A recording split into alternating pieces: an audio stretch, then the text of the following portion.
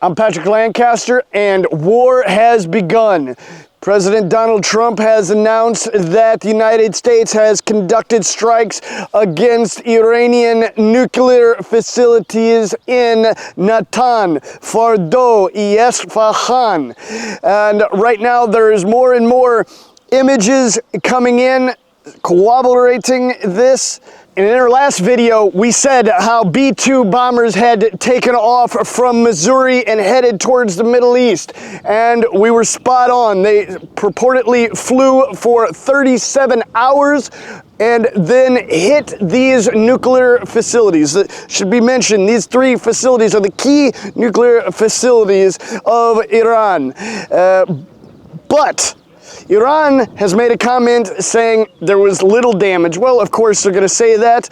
It's just logical. But they've also said that the enriched uranium was moved from these locations long ago. So is that the case, or are they covering themselves? In here, we can see what appears to be a fire coming from the Natanz nuclear facility. And not only was this facility hit by a U.S. strike, it's also reported that Israel is also hammering it. And in this image, we see what is reported to be by CNN two notifications by the NASA satellite service of fires at the Fordow nuclear facility, which CNN says showed up even before Trump made the announcement of the strikes. And now the Trump administration braces for a possible response by Iran. And they describe this as particularly concerning, and it might happen in the next 48 hours. And over 20% of the world's oil comes through the Straits of Hormuz from the Persian Gulf south. And right now it is said that there's over 50 oil tankers racing to leave the Persian Gulf through the Straits of Hormuz, because there's a big possibility that Iran is going to close the Straits of Hormuz. They said they would if they were attacked. Now let's see if they were bluffing or not. And as I said before, I myself have gone through the Straits of Hormuz several times when I was involved in the United States operation against Iraq, the so-called Operation Iraqi Freedom in 2003, which was based on lies. Just like it seems this attack on Iran by the United States was based on lies of weapons of mass destruction, nuclear weapons. At least that's what Tulsi Gabbard, the director of national intelligence, had to say about it, and then she backtracked, and after Trump said he didn't care what she had to say, and that she was wrong. And it's not only the United States media, like the New York Times, that says war has begun. It's also the Iran Revolutionary Guard Corps has made a statement says the war has begun. Now, on top of these few photos we have of the supposed Fordow nuclear facility burning, Trump has said it's gone. Now, again, Iran says it hasn't been damaged. There's footage of a little bit of damage. What is the real effect of these U.S. strikes on these Iranian nuclear facilities? Again, time will tell. Unfortunately, I'm not there to show you firsthand what the results are, but I'm going to do my best to keep bringing you this information. And the Houthis have said that Washington must bear the consequences, and they have vowed to attack U.S. ships in the Persian Gulf and in the area. And tracking systems are now tracking U.S. intelligence flying over the Persian Gulf. The MQ-4 UAVs are flying over right now, collecting intelligence on Iran, it appears. And it also appears that it might not have been just the B-2s that attacked these nuclear facilities. Fox News is reporting that the Isfahan nuclear facility was deeper and then more protected than was expected, so the Tomahawks might have not destroyed the facility. Now, the B-2s are not dropping the Tomahawks are dropping the GBU 57s, the 30,000-pound bombs. Tomahawks totally different, sea-launched. So this is the first time we've seen information that Tomahawks were used. So we're going to continue to monitor that and tell you what happens in the future as far as information coming on that goes. And Trump says any retaliation against the United States will be met with a force greater than what was seen in this attack on these nuclear facilities by the United States. And at the same time, he threatens further attacks if Iran does not accept the peace deal. And it's not only Iran that is getting hammered over the last 24 hours. Israel has also been seeing a lot of incoming ballistic missiles. Purportedly over 40 impacts have happened, specifically in the Tel Aviv city and the Haifa port. We're going to have a look at that and see what the damage is, see what's been getting hit. But first, I want to have a little side conversation with you and talk to you about what's really been happening in the world and how it's affecting the day-to-day people and what people can do to protect themselves against their country's financial units, their money losing its value.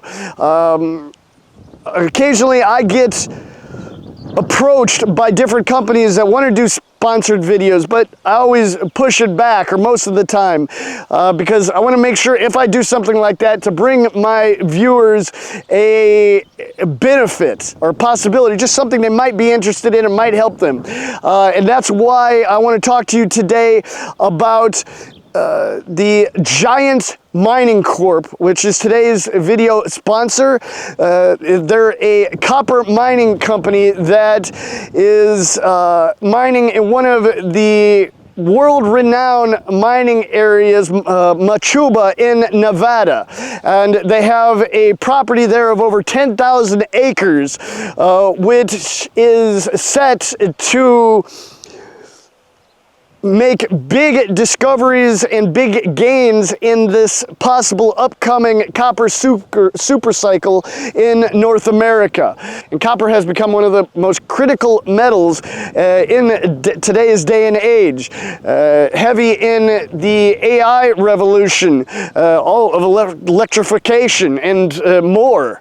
And with copper being recently at an all-time high and set to double by 2030, Giant Mining Corp is trading on several stock exchanges, both in the US and in Canada. There is a big possibility of an uptake, as I said, during this upcoming possible copper super cycle, which gives possible investors a unique opportunity. And looking at the property itself, they have year-round access, railroad access, power line access, gas access, so they are very positively set to move forward. Basically, their property and the surrounding infrastructure has put them in a perfect place. And again, thanks to Giant Mining Corp for sponsoring this video. I hope you got something out of it. Every person that has someone that relies on them should be looking at possible investment opportunities to protect their family in the future. I know I try to. So I'm going to continue to bring these things that I feel might benefit you and your family in the future to you. I'm not going to bring you any garbage sponsorships, like I said, video games or VPNs, something like this. I'm going to bring you things that I think you're going to get something out of, or at least a possibility in the future. So comment below what you think about Giant Mining Corp and my little bit talking to you about them today. I always want to hear your opinion about everything involved in my reports. And I'm going to keep moving on. So back to Israel and Iran. What is happening in Israel right now? Well, they're getting pummeled too. And here we can see severe damage in Tel Aviv. Bit unclear, are these residential homes or what exactly these are? Now in this video, it seems this could be some sort of medical facility, not really clear, an office building. And in the port city of Haifa, we see a video that starts just after an explosion.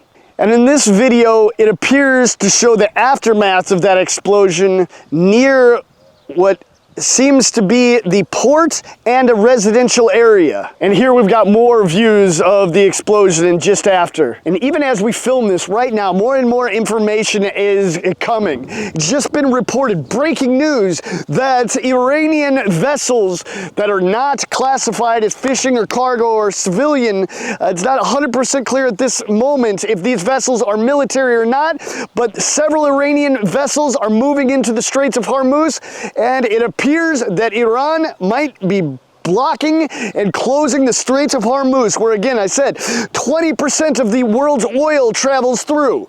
This is going to possibly, it's been estimated in the past, bring the price of oil from in the 70s all the way up to above 300, maybe even 400. We're going to have to see how this plays out, and I'm going to keep bringing you all the information on it as we go. So thank you for being here.